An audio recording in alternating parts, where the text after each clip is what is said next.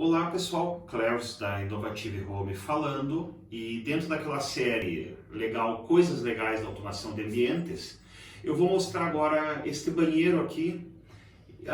Vou executar uma cena nesse banheiro. Essa cena envolve acender uma luz pré-determinada e já iniciar a música ambiente desse banheiro. Só para vocês entenderem o que são as cenas. Então funciona assim, pessoal. Aqui o aplicativo, tá? Mas primeiro eu vou apagar a luz manualmente e daí eu vou iniciar a cena, só para vocês terem noção. Então, eu quero a cena. Observe, acendeu uma luz ali.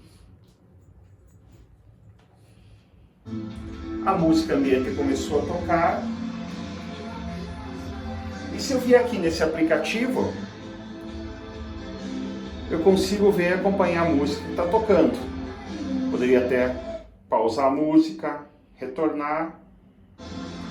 E tudo isso foi uma cena iniciada.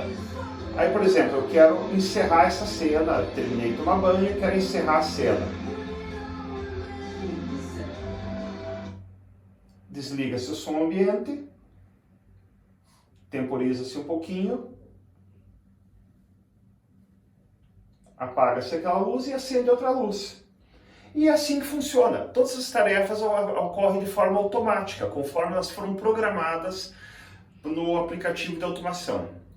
É isso aí, pessoal. Obrigado e até o próximo vídeo.